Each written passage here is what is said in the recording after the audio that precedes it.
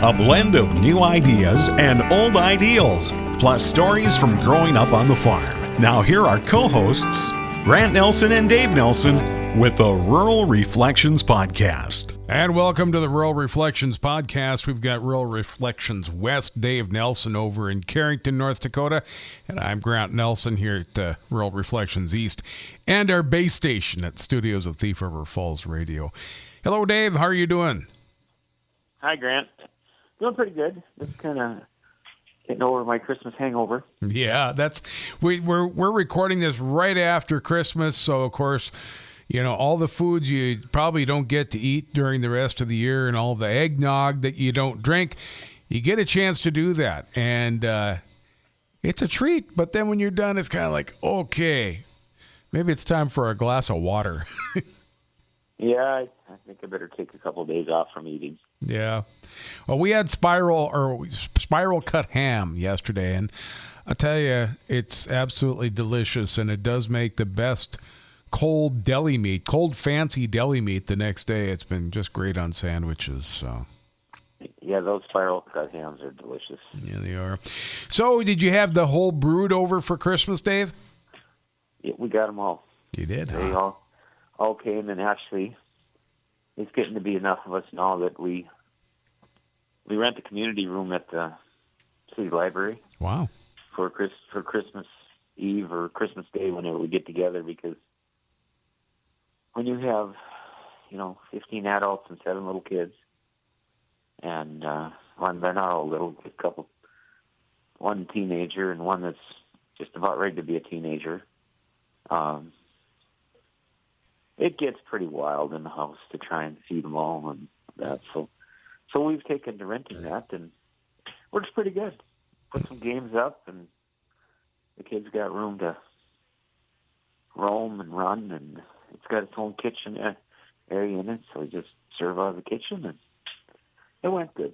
That's good. Yeah, we were planning on having everybody over for Christmas Eve, but of course COVID happened, and we had a couple, one for sure and one close contact, and it pretty much, once you hit the first domino, it's all done. So it was Lisa and I and the kitty cats, and last night about 10:30, 11 o'clock, it was just me and Clyde on the big chair, sitting watching a Christmas story and just kind of winding the season down. So, you know what? I guess I'm ready for the rest of winter, but, we've had a pretty easy go of it both here in Thief River Falls, and Carrington's not been bad either so far, have you?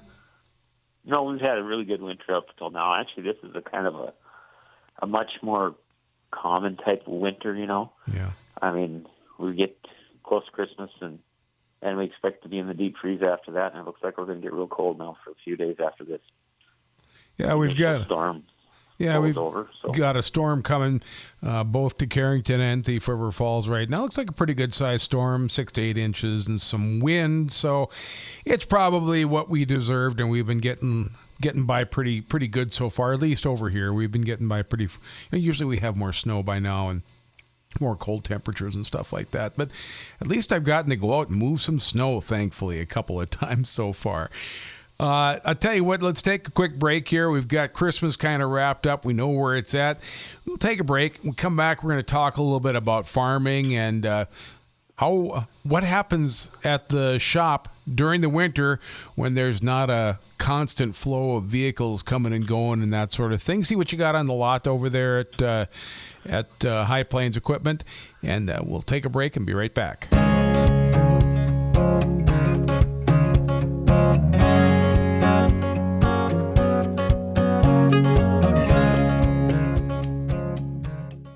And welcome back to the Rural Reflections Podcast. So, Dave, I got to know, during the wintertime, does everybody just sit around the pot-bellied stove and wait for spring over at the shop?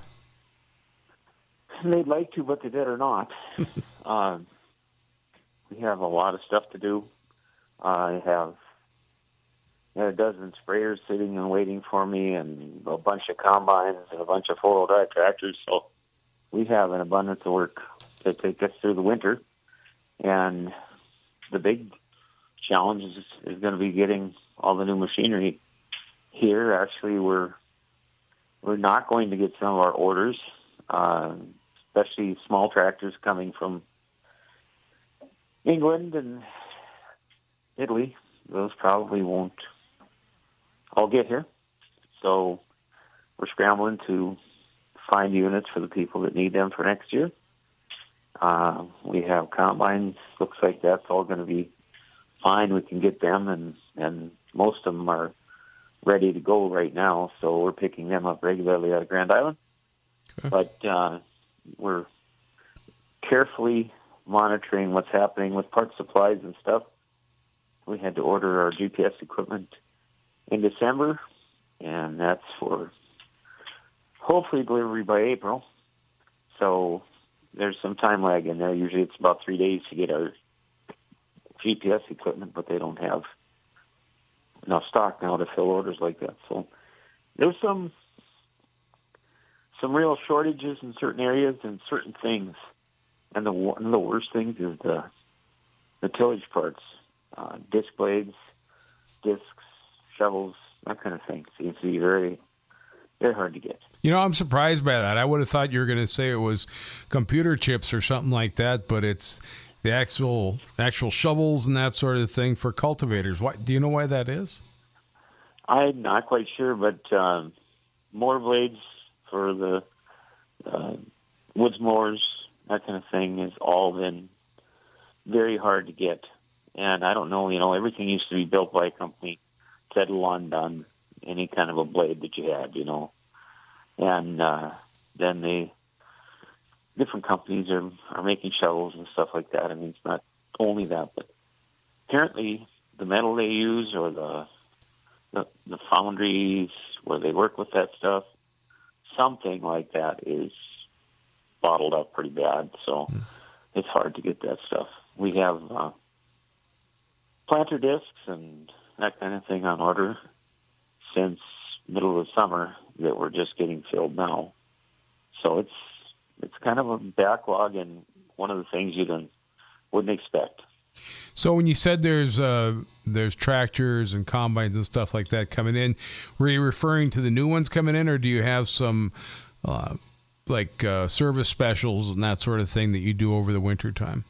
Yeah, we have a lot of the sprayers and combines and four-wheel drives that are waiting for us, are customer ones that need to be repaired or maintained. And then the new stuff that we're short on is small tractors, up to 150 horsepower versions. And then some of the planters were difficult. And it's probably because some of the tillage parts aren't there. And the other thing that's holding a lot of stuff up is tires. Our truck driver says he drives by a lineup of 100 combines that all have a sign in the window, no tires, no tires, no tires. So there's a combine frame sitting there on rims. Huh. And so some of the tires they're unable to get. I don't know. Michelin used to be the tough one to get. And that may be the case now when they've ordered them with Michelin tires. I don't know. But there's a lot of things that are in short supply. There's no doubt. How about parts? I know when we talked, particularly last fall, it was more about taking cores and sending them back and getting them remanufactured. How is that, or how are parts? Are you working with a lot of remans, or how is that? Well, yeah, the reman stuff is, pretty popular for price and availability, because if you have a core, you can get one, Yeah. It may take a little longer, or maybe you can trade with somebody, a core if they don't need it or whatever, but they're pretty popular, and usually you can get that within a couple weeks if you have a core. Okay. But a lot of the new electronics has been very hard to get just because of shortage of parts. Well, I've got some news on our place. Next winter, now we haven't had cattle over the winter for, 7, 8 years, maybe even a little bit longer than that. But next winter, we're going to have bulls. The people that I work for who purchased our farm would like somewhere to keep their bulls over the winter. So I plan to keep bulls all winter long. So I'm looking forward to this being my last injury-free winter. No, I'm just kidding around.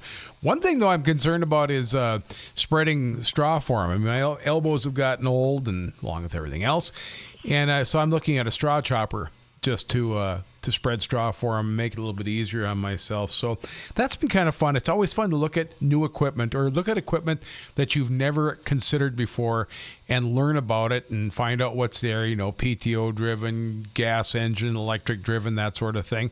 And I was thinking, as long as I'm doing that, could also be great for covering up the drain field, Oh, yeah. Boy, they use those for everything, those bale processors.